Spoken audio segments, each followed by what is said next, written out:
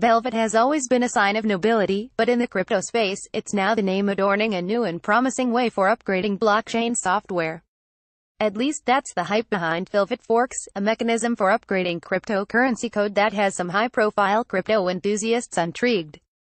We think the most interesting part is the idea that you can introduce some new concepts to permissionless blockchains without necessarily having a majority of consensus participants agree to do so, said Imperial College London research assistant Alexei Zamyatin. And that complex statement cuts to the core of why Zamyatin and others believe Velvet Forks might be beneficial. In short, in the cryptocurrency space, there have long been two types of forks that people generally discuss: soft forks and hard forks. While soft forks are seen as less disruptive in that they're backwards compatible, they can still be controversial when used to initiate changes not all cryptocurrency users agree with. Further, hard forks are generally seen in a dubious light since they can split a blockchain in two if not all users decide to update to the new rules. With Velvet Forks, however, some researchers think the cryptocurrency world can get around some of the disruptive politics that generally bog down major code changes. First coined by computer scientists working on building proofs that can potentially be used to improve sidechains, a layer 2 cryptocurrency technology for pushing transactions off-chain, a Velvet Fork allows developers to add new rules to a blockchain without full support from the entire ecosystem. According to Zamyatin, it's not rocket science. It's a pretty simple concept. As such, Zamyatin and several other researchers co-authored a new paper that dives deeper into where the mechanism can be applied, which he presented during the Financial Crypto 2018 conference in Curacao at the beginning of the month. The new paper states, the Velvet Fork does not require support of a majority of participants and can potentially avoid rule disagreement forks from happening altogether. In the wild, simply, a fork is a way to upgrade a cryptocurrency system to support important new rules, and throughout the history of multiple cryptocurrency protocols, forks have been used often.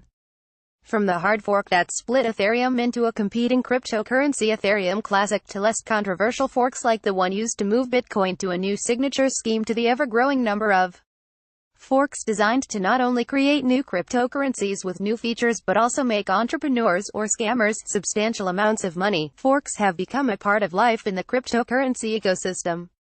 But these mechanisms come with a fair amount of controversy much of the time, which is partly why Zamyatin and other academics are so interested in the Velvet Fork approach. In the December 2017 paper where Velvet Forks were first mentioned, the mechanism is described as one that allows for gradual deployment without harming the miners that haven't upgraded to the new rules. In this way, it acts similar to a soft fork in that clients that upgrade to new rules are still compatible with those that don't. Further, the paper states that Velvet Forks require no rule modifications to the consensus layer, what some see as advantageous since these are the rules everyone in the system needs to agree with or everything will break. While it hasn't become widely used as a way of upgrading, Velvet Forks exist in the wild today in various forms, although researchers argue there wasn't an official name for the mechanism before this recent wave of research. For example, the decentralized mining pool P2 Pool regularly uses a Velvet Fork of sorts. Since there is no one entity replacing that with code instead that controls the payments dispersed to the miners of the pool for their work, the pool created a second blockchain with an easier difficulty that only miners part of the pool can contribute to. This blockchain is used to gauge how much computing power each miner is contributing, so the protocol can pay them out proportionally. Even though the blocks generated by P2 Pool use these extra rules, miners that don't play by these same rules still accept P2 Pool's blocks. As such, P2 Pool is an example of a Velvet Fork because the blocks, from both their proprietary blockchain and the Bitcoin blockchain, live side by side in harmony, without causing a split. Bias and bribery. Still, Velvet Forks are a potential vulnerability. Namely, the paper describes possible ways that Velvet Forks could be abused by bad actors for their own gain. For instance, say a Velvet is deployed.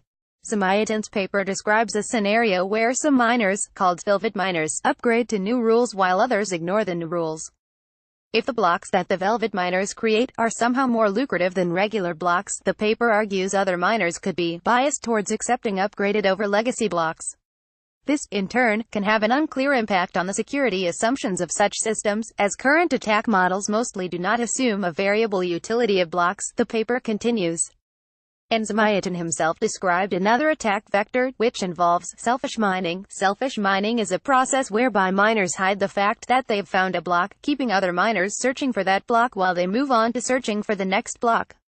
This gives them a head start of sorts in also winning the next block. And according to Zamyatin, Velvet Forks could enable new opportunities here. He told CoinDesk, "I can bribe people to work on my chain. There's no guarantee that I'll win, but it could potentially offer an incentive to deviate from the protocol rules." Still, more research is needed, as Zamyatin admits he isn't sure how serious these problems are in practice. Opening the door, but both these vulnerabilities and the thought of the changes Velvet Forks might enable are reasons Zamyatin wants researchers to spend more time looking into Velvet Forks. Although, Zamyatin acknowledges that Velvet Forks aren't a silver bullet. This doesn't work for something like segregated witness, SegWit, of course, he said, referring to a Bitcoin code change that fueled a 2-year debate in the community over the technical direction of the protocol. That said, it's still potentially useful for other types of changes. Zamyatin noted that he's looking into how it might be possible to use a Velvet Fork for bringing Ghost, the protocol that Ethereum was originally modeled after, to Bitcoin.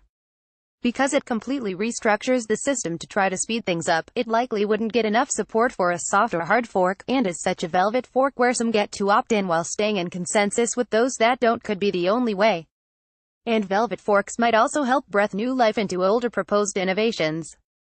Cornell Associate Professor Emin Gunser, for instance, said he very much likes the idea of using a Velvet Fork for adding the long-stalled Bitcoining, standing for Next Generation protocol, an idea he pioneered which looks to improve throughput by rearranging the Bitcoin blockchain to the cryptocurrency. While the paper is short on the details, the overall idea of adding new functionality without incurring the risks and complication of either a soft or a hard fork is quite compelling, Sir told CoinDesk. And perhaps most far-fetched but interesting of all, Zamyatin believes an even bigger vision could be realized with Velvet Forks. He told CoinDesk, "You could even have multiple versions running in parallel, perhaps even compatible to each other, and all this without necessitating often controversial soft or hard forks." Philfit Image via Shutterstock, the leader in blockchain news. CoinDesk is a media outlet that strives for the highest journalistic standards and abides by a strict set of editorial policies. CoinDesk is an independent operating subsidiary of Digital Currency Group, which invests in cryptocurrencies and blockchain startups.